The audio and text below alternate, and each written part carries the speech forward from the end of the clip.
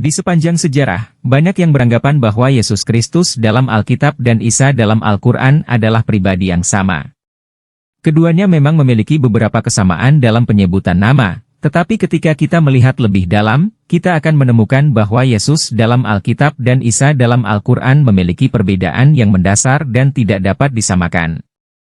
Yesus Kristus dalam Alkitab bukan sekadar nabi atau manusia pilihan Allah, tetapi dia adalah anak Allah yang hidup, yang datang ke dunia untuk menyelamatkan manusia dari dosa. Dia adalah firman yang menjadi manusia, Yohanes 1 ayat 1 dan 14, Tuhan yang menjelma dalam rupa manusia. Sebaliknya, Isa dalam Al-Quran dipandang sebagai seorang nabi besar, tetapi tidak lebih dari itu. Dalam Islam, Isa bukan Tuhan, bukan anak Allah, dan tidak pernah disalibkan. Padahal, penyaliban Yesus adalah inti dari rencana keselamatan Allah bagi manusia, karena melalui kematiannya, manusia ditebus dari dosa, dan melalui kebangkitannya, ia mengalahkan maut. 1 Korintus 15 ayat 3 dan 4. Mari kita simak penjelasan dari Elia Miron berikut ini. Ya, kalau Isanya dari kitab suci kamu dengan Isa di dalam kitab kami itu pasti beda. Karena sejarahnya beda semua. Oh, halo? Halo Kak. Ya. Ya, selamat malam Kak. Sebelumnya saya mau bertanya ya Kak. Ya, itu kan judulnya Yesus dan Nabi Isa alaihissalam ya Kak ya. Itu sama atau beda ya Kak? Beda. Menurut Kakak beda. Yap, beda. Kalau tapi saya pernah lihat tuh Kak, ada gereja yang menggunakan nama Isa Al-Masih tuh Kak. Isa Al-Masih kan bukan Isa As-Salam. Iya. Iya, maksudnya di kita juga Isa Al-Masih sih Kak. Maksudnya kalau alaihissalam itu kan gelar ya buat Nabi Isa sendiri begitu Kak. Oke. Ya, kalau Isanya dari kitab suci kamu dengan Isa di dalam kitab kami itu pasti beda.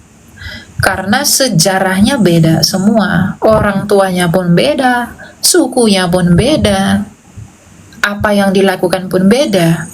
Kalau kami punya data sejarahnya, kalau kalian sepertinya tidak punya. Dan saya percaya pun memang tidak punya untuk membantah apa yang kami punya. Misalnya ya, saya contohkan satu hal. Ibunya Isa As-Salam di iman kamu itu dari suku apa? Nah, itu pun tidak dijelaskan dari suku apa. Kalau di Kristen tuh jelas dia dari Yehuda, karena dia anaknya Eliakim dan Ana. Ya, lalu Maryam itu kan saudaranya Harun. Maria itu bukan saudara Harun. Jadi kalau misalnya itu disama-samakan, itu sedang melucuti ajarannya sendiri. Misalnya kalau kamu paksakan bahwa oh Yesusnya kalian itu adalah Isanya kami, maka kamu sebenarnya sedang mempermalukan dirimu sendiri. Kenapa? Karena kamu nggak punya data sejarah yang mendukung asumsi kamu itu. Kamu tidak bisa buktikan bahwa asumsi kamu itu benar. Atau kamu punya? Iya sih Kak, maksudnya saya cuman menanyakan aja gitu, kenapa di Kristen, maksudnya kenapa kok saya pernah lihat gitu gerejanya gereja Isa Al-Masih. Nah, Isa itu siapa Kak kalau di ajaran Kristen kalau bukan Yesus? Isa Al-Masih yang di sana adalah Isa Al-Masih yang di Alkitab, bukan yang di kitabnya kamu. Isa Al-Masih itu kan nama Sirianya dari Yesus. Nama Yunaninya Yesus itu Yesu, tambah sufiks S, menunjukkan dia maskulin. Lalu ada Isa, itu Syria Timur. Iso, itu Syria Barat. Yeshua Hamashiach, itu orang orang Arab. Ya, jadi itu hanyalah nama fonetik. Tetapi yang di dalam kitab sucinya kamu, Isa yang di sana bukan Isa yang dalam Alkitab kami. Karena nggak sama. Misalnya namamu Joko, Joko yang di Surabaya dengan Joko yang di Medan tuh nggak sama. Meskipun namanya sama. Kenapa nggak sama? Karena historinya berbeda. Joko yang di Surabaya kuliahnya di kampus A. Joko yang di Medan tidak kuliah, gitu loh. Ya. Joko yang di Surabaya orang Jawa. Joko yang di Medan tuh orang Eropa. Namanya sama-sama Joko, tapi tokohnya berbeda, pribadinya berbeda. Nah, Isa yang dalam Alkitab yang adalah Yesus Kristus yang datang dari Yehuda dan juga adalah yang mati dan bangkit, itu tidak sama dengan Isa Al-Masih di dalam kitab kamu yang diserupakan dan diangkat-angkat lalu datang dari anaknya Siti Maryam yang tidak kita tahu dari suku apa. Kalau kamu paksakan, ya, kamu sedang melakukan perlawanan terhadap dirimu sendiri. Kenapa? Kami punya data sejarah yang jelas. Catatan Yosefus, Eusebius dari Kaisarea, banyak yang bisa diuji, ya.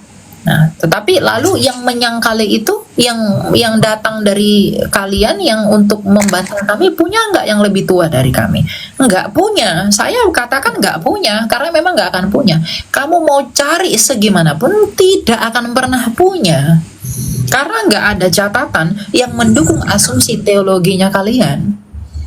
Dia diangkatlah, dia itu tidak matilah, dia itu lahir buat burung-burung di bawah pohon kurma, itu nggak ada data historinya, tuh nggak ada. Itu hanya pandangan teologi kalian dan kami menghormati itu.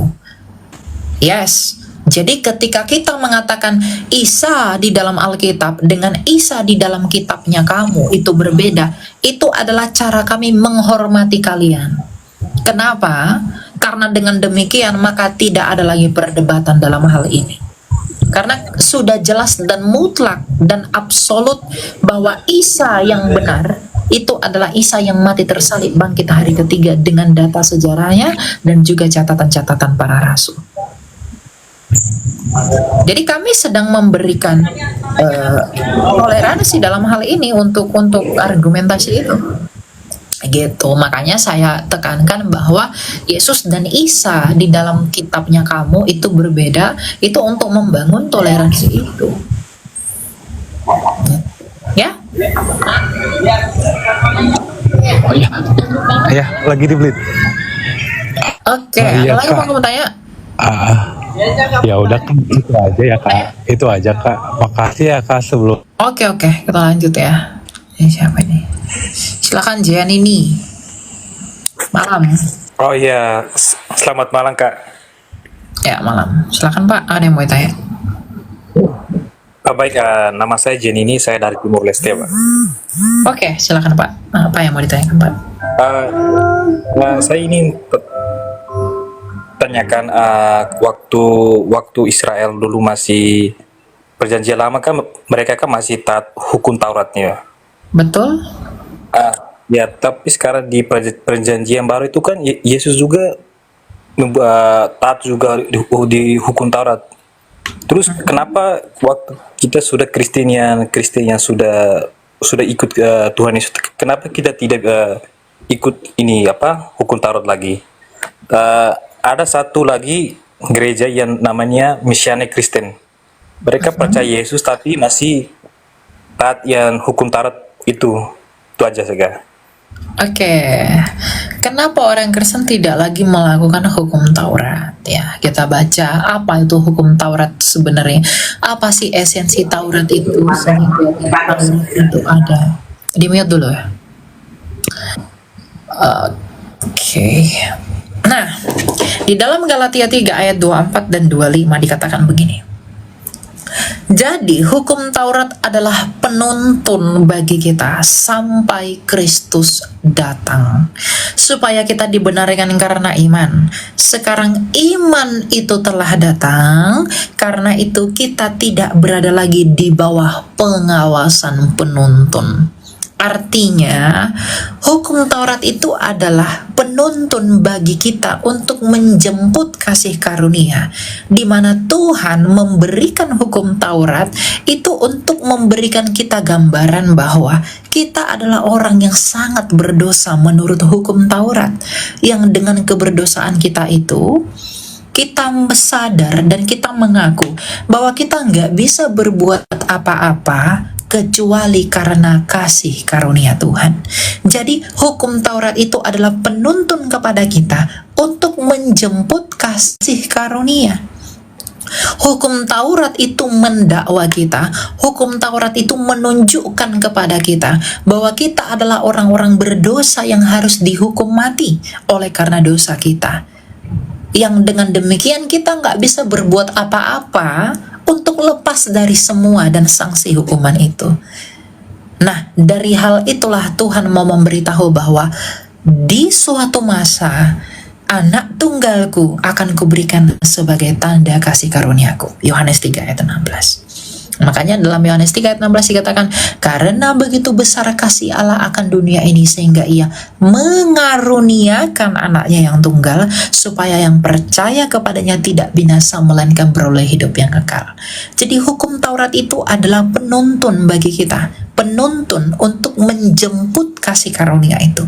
Hukum Taurat adalah cermin agar di dalam cermin itu kita sadar kita orang berdosa, kita nggak bisa berbuat apa-apa kecuali oleh karena kasih karunia Tuhan.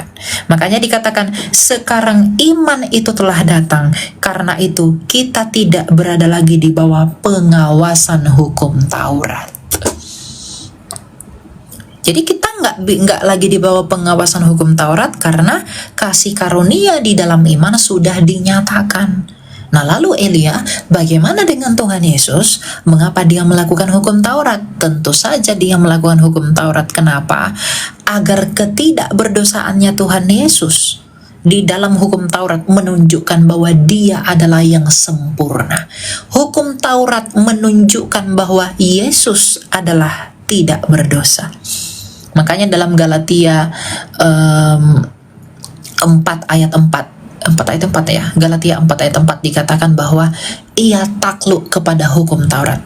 Penulis surat Ibrani mengatakan imam besar kita adalah imam besar yang tidak berdosa. Artinya hukum Taurat itu tidak bisa mendakwa dan menuduh bahwa Tuhan Yesus itu berdosa. Maka di dalam ketidakberdosaan Tuhan Yesus di dalam hukum Taurat itu membuat dia membenarkan kita yang berdosa ini. Maka kebenarannya Kristus yang menurut hukum Taurat tidak berdosa itu membenarkan kita di dalam kasih karunia yang menurut hukum Taurat itu berdosa. Jadi hukum Taurat itu adalah cermin untuk menunjukkan siapa yang berdosa, siapa yang tidak berdosa. Bagi hukum Taurat seluruh dunia ini, seluruh keturunan Adam itu berdosa, tapi hanya satu yang tidak berdosa menurut hukum Taurat, yaitu Tuhan Yesus. Maka di dalam ketidakberdosaan Kristus, ia mengorbankan nyawanya untuk menggantikan nyawanya kita yang seharusnya mati di dalam kutuk. Maka di dalam hal itulah iman itu yang disebut kasih karunia itu diberikan bagi dunia. Makanya kita tidak lagi diselamatkan oleh karena kehebatan kita, tapi kita sekarang diselamatkan secara nyata oleh karena iman kita kepada Kristus itu yang sempurna menurut hukum Taurat. Jadi kita tidak perlu lagi melakukan hukum Taurat dalam pengertian apa? Kita tidak lagi didakwa hukum Taurat, tetapi kita sekarang sudah dibenarkan oleh karena iman. Dan sebenarnya lebih jauh di perjanjian baru tuntutan itu lebih banyak. Hukum Taurat itu diringkas oleh Tuhan Yesus menjadi dua.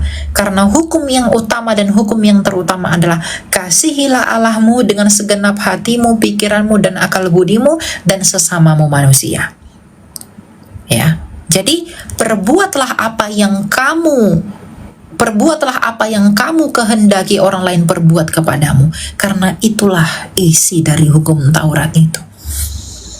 Gitu ya. Jadi hukum Taurat itu hanyalah sebagai penuntun, sedangkan yang nyata sudah datang. Kolose 2 ayat 16 dan 17. Yang nyata sudah datang, maka kita tidak lagi di dalam pengawasan penuntun itu.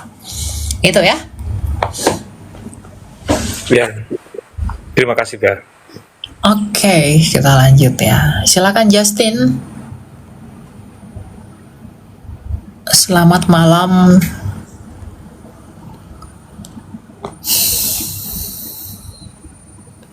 Halo?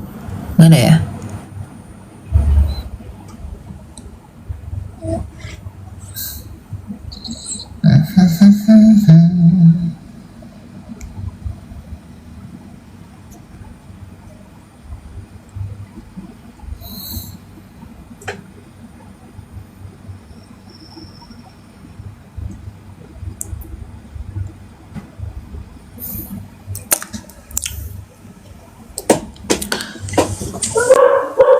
Silakan, siapa ini? Halo? Halo, Ya, silakan. selamat malam Kak, Shalom. Ya, shalom. Silakan, Anda mau tanyakan? Oh, thank you. Saya mau bertanya Kak mengenai manusia dari zaman Adam dan Hawa itu sudah berdosa ya Kak ya, sampai saat ini. Nah, yang menjadi pertanyaan saya, apakah seorang bayi yang baru lahir ke dunia ini, apakah termasuk manusia berdosa, Kak? Ya, bayi itu sudah memiliki natur dosa meskipun belum melakukan perbuatan dosa. Sama seperti anak singa yang lahir itu sudah buas meskipun belum melakukan perbuatan buas. Kebuasan anak singa itulah yang akan membuat dia melakukan perbuatan buas suatu hari nanti. Dosa yang di dalam bayi itulah yang membuat dia melakukan perbuatan dosa nantinya ketika besar. Jadi dosa itu adalah natur. Jadi bayi yang lahir sudah berdosa meskipun belum melakukan perbuatan dosa. Karena dosa itu kuasa. Dosa itu adalah natur yang membuat dia menyeleweng dari ketetapan Allah. Begitu. Ya. Oke Kak, terima kasih Kak. Oke, ada lagi yang mau kamu tanya? Nggak ada Kak, cuma itu aja. Shalom Kak. Ya, sip. Shalom. Silakan. Siapa ini? Apa ini? Ketupat ini atau apa sih ini? Ya, halo Kak. Ya, silakan. Kamu mau tanya apa? Ya, sebelumnya selamat malam dan shalom. Ya.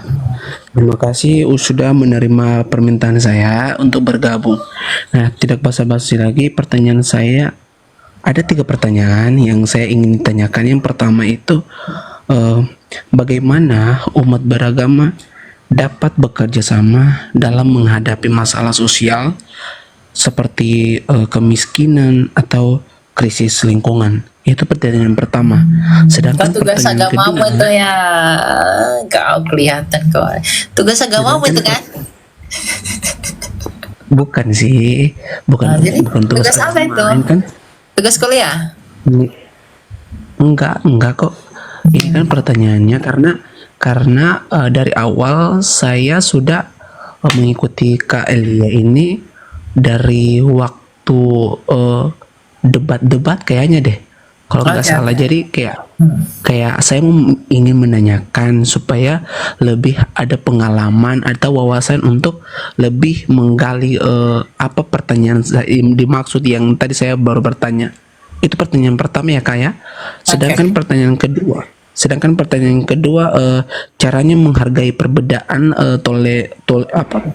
teologis antara agama sambil tetap menjaga persatuan dan persaudaraan. Terima kasih. Oke, Kak. jadi satu-satu dulu. Pertanyaan kamu yang pertama adalah bagaimana bisa saling bekerja sama, begitu? Benar? Yang kalau pertanyaan pertama saya itu kayak gimana, kayak bekerja sama dalam menghadapi masalah sosial seperti kemiskinan atau krisis lingkungan. Itu pertanyaan pertama. Oke, bagaimana caranya umat beragama bersama-sama bekerja untuk menghadapi masalah sosial ya dan lain-lain? Ya karena kita masyarakat Indonesia ya bersatulah di dalam kebinekaan. Menjalankan undang-undang, jalankan Pancasila ya. Jadi prinsipnya itu ya humanis bukan religius. Ya sebatas humanisme aja. Kan sosialika humanisme itu kan di dalam ranah sosial. Jadi ya bagaimana caranya bekerja sama untuk bisa saling sama-sama bekerja di antara untuk menghadapi kemiskinan dan lain-lain. Ya masing-masing punya kesadaran dalam batas kemanusiaannya. Jadi menjunjung tinggi kemanusiaan adalah solusinya. Karena di setiap agama pasti ada kemanusiaan meskipun ada perbedaan pandangan pada hal itu karena dogma-dogma agama tertentu. Ya, tetapi yang paling penting cara kita untuk bekerja sama adalah kalau diagram Venn ada A, ada B, ya ada sisi yang beririsan. Nah, itu yang kita gunakan. Jadi apa persamaan-persamaan dari antara itu yang kita gunakan kekuatan untuk bekerja sama menentukan atau melakukan sesuatu tanpa dan dengan mengesampingkan perbedaan yang ada. Jadi tidak mencampur adukan perbedaan, tapi mengambil yang sama untuk dijadikan kekuatan untuk bersama-sama melakukan pekerjaan gitu. Ya, jadi tapi itu sebatas humanisme, tidak lari ke ranah dogma dan juga doktrin. Gitu. Yang kedua apa? Apa yang kedua? Ya, kalau yang kedua itu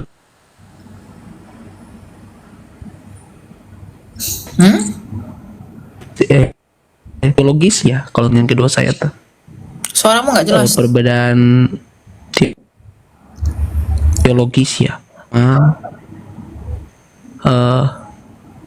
Halo. Ya, silakan. Apa yang kedua? Kalau pertanyaan kedua itu tadi apa ya?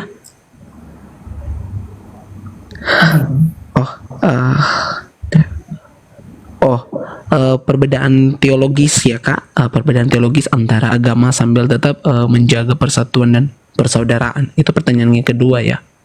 Memang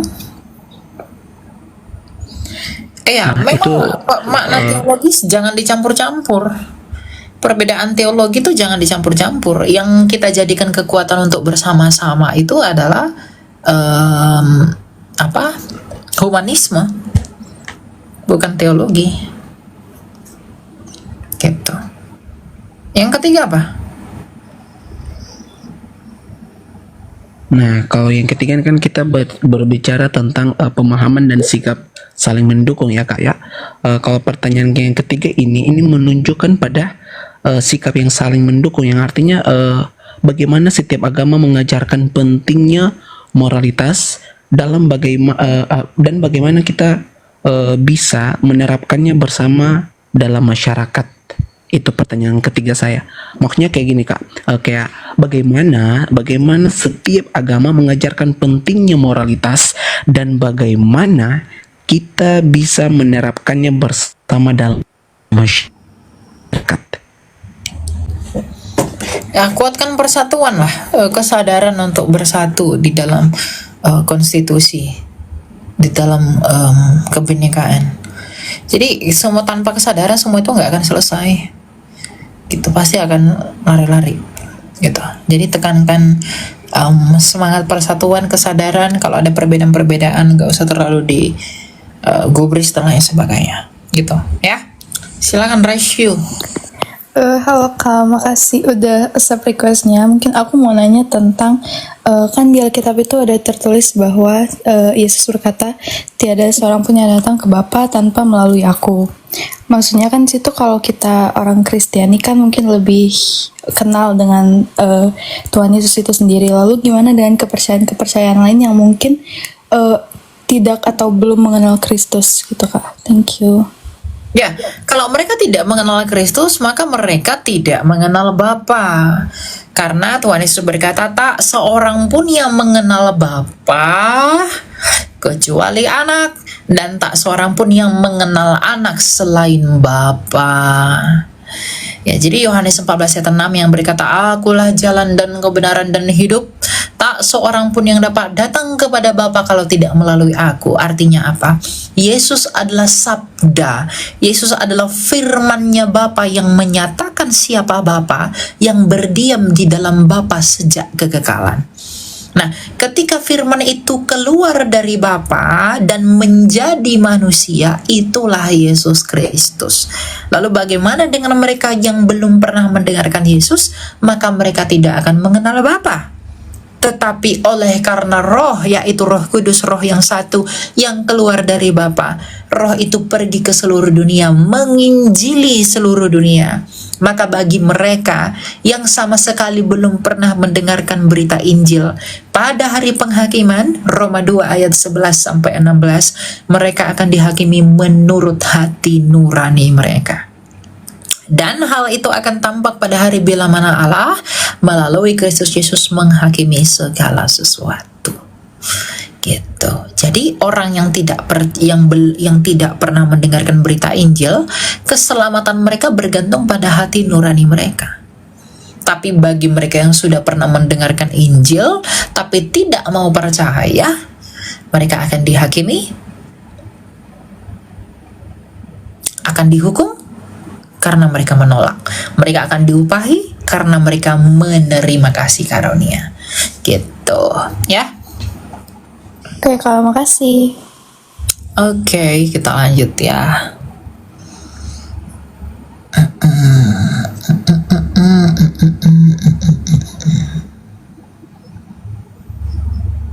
Jangan lupa tap-tap layar ya, teman-teman. Thank you.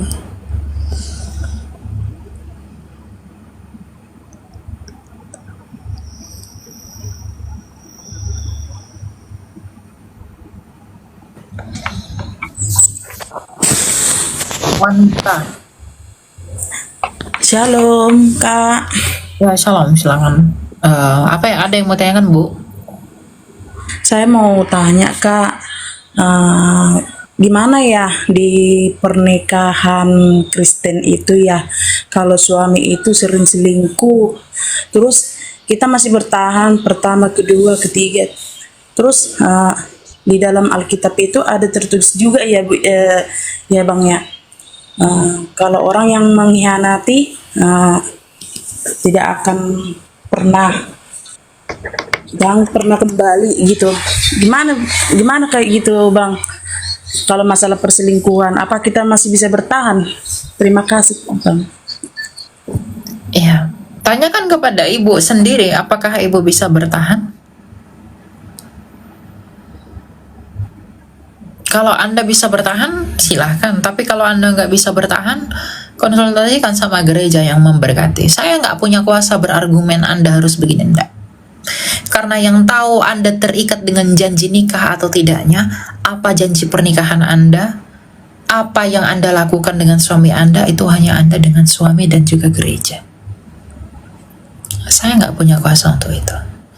Tetapi, kalau memang ya kita baca ya Pengkhotbah 3 ayat 11. Ia membuat segala sesuatu indah pada waktunya, bahkan ia memberikan kekekalan dalam hati mereka. Tetapi manusia tidak dapat menyelami pekerjaan yang dilakukan Allah dari awal sampai akhir. Kita itu jangan langsung menilai orang itu salah, tapi jangan langsung mengeneralisasi hal itu. Dia itu selingkuh karena apa dulu? Apa yang membuat dia begitu? Anda harus pelajari itu. Mengapa suami saya selingkuh? Apa yang salah dengan saya? Atau apa yang salah dengan perbuatan saya? Ada yang salah dengan diri saya atau dengan ucapan saya? Kunci menyelesaikan masalah itu komunikasi. Kalau Anda berkomunikasi dengan baik, saya yakin masalah itu bisa selesai. Kalau dilakukan dengan baik, beda dengan orang yang memang punya masalah kejiwaan, tidak bisa berkomunikasi, itu akan hilang, itu akan susah. Jadi komunikasikanlah. Kalau memang Anda tidak bisa berkomunikasi secara langsung, minta gereja menjadi mediator untuk mempertemukan. Gereja yang memberkati, suruh gereja yang memanggil suami Anda. untuk bisa bertemu dengan Anda, mendiskusikan semua hal dengan baik-baik. Ada satu negara, saya lupa di negara apa, ketika mereka mau bercerai, pengadilan itu akan membuat mereka tinggal selama beberapa waktu lamanya di dalam sebuah ruangan, dan 99% dari mereka tidak jadi bercerai. Jadi apa yang membuat mereka bercerai? Itu karena kurangnya komunikasi, adanya yang kurang apa segala macam. Nah, solusi dari itu adalah perbaiki hal-hal yang demikian itu. Gitu loh. Dia selingkuh apa segala macam, itu adalah akibat. Pasti ada yang menjadi penyebabnya. Gitu. Coba, kalau memang itu dipelajari baik-baik, berdoa sama Tuhan biar Tuhan kasih hikmat untuk bisa mengerti apa yang sebenarnya terjadi. Gitu, ya. Udah sih Kak, cuman gimana ya? Saya satu posisi juga saya takut sama Tuhan. Memang saya takut banget sama Tuhan karena satu di posisi saya sering bermimpi ya, jangan tinggalkan suamimu sama anak-anakmu. Bimbing, saya pernah doain suami saya, tapi selalu cobaan itu selalu datang Kak. Jadi aku bertanya sama Kakak, gimana? Apa saya mau meninggalkan dia apa tidak gitu Kak? Karena di posisi itu saya takut sama Tuhan Kak. Itu aja Kak. Kalau Anda dapat mimpi yang seperti itu, meskipun memang harus diuji, tapi karena memang firman Tuhan mengatakan jangan bercerai, ya cobalah Anda jalani dulu. Berdoa sama Tuhan, tanyakan sama Tuhan apa maksud dari semuanya ini. Itu bisa saja Tuhan menguji Anda, menguji hidup Anda, menguji iman Anda, dan lain sebagainya. Itu bisa terjadi. Dan bisa saja itu cara Tuhan menegur kita, menasehati kita. Ada yang salah mungkin di dalam kita sehingga orang-orang itu pada pergi melakukan hal-hal yang seperti itu. Bisa saja itu terjadi meskipun tidak selalu demikian. Ya. Jadi ya tetap berdoa sama Tuhan. Ya. Terima kasih ya Kak ya. Shalom. Ya, shalom. Ya.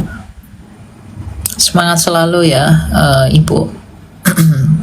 Justru karena takut sama Tuhan, kita jangan bercerai. Yesus Kristus, yang dikenal dalam Al-Quran sebagai Isa Al-Masih, adalah tokoh yang dihormati baik dalam agama Kristen maupun Islam.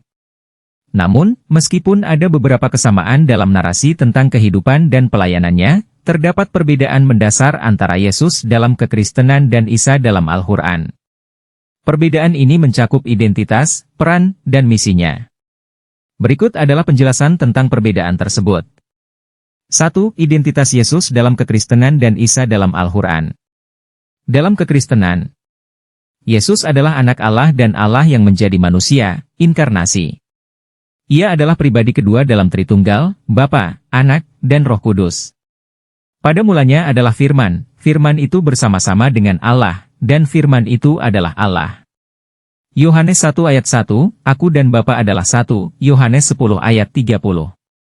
Dalam Al-Quran, Isa adalah seorang nabi dan utusan Allah, tetapi bukan anak Allah atau bagian dari Tritunggal.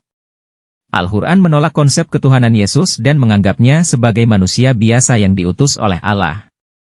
Sesungguhnya telah kafirlah orang-orang yang berkata, sesungguhnya Allah ialah Al-Masih Putra Maryam. Surah Al-Maidah 5 ayat 72, Al-Masih Putra Maryam hanyalah seorang rasul. Surah Al-Maidah 5, 75. 2. Misi dan peran Yesus dalam kekristenan versus Isa dalam Al-Quran.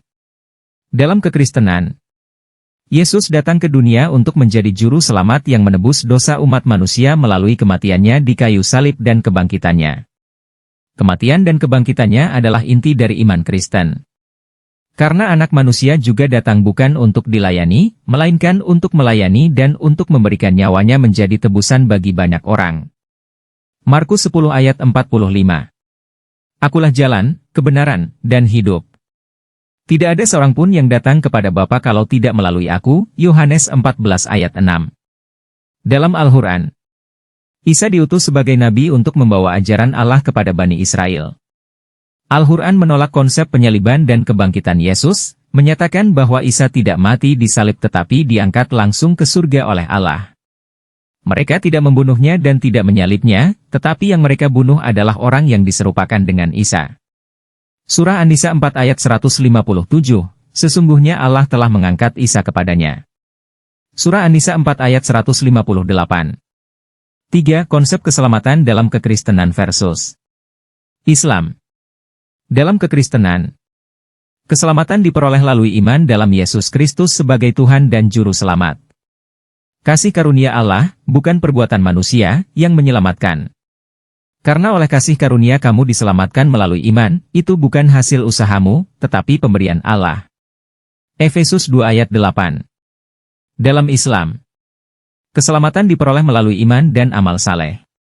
Isa, Yesus, dianggap sebagai nabi yang mengajarkan ketaatan kepada Allah, tetapi tidak memiliki peran sebagai penebus dosa.